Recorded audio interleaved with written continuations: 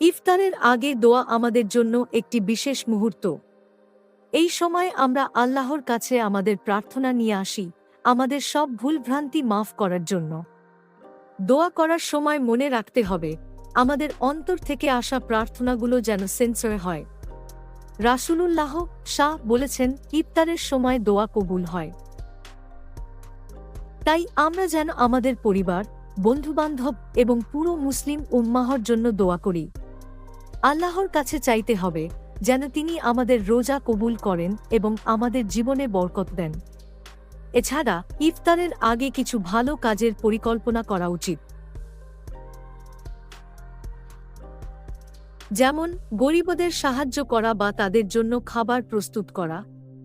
এইভাবে আমাদের দোয়া এবং ভালো কাজ একসাথে মিলিত হয়, যা আমাদের আত্মাকে পরিশুদ্ধ করে। তাহলে আসুন আমরা সবাই একসাথে ইফতারের আগে দোয়া করি, যেন আমাদের হৃদয়ে শান্তি এবং সুখের আবহ তৈরি হয়।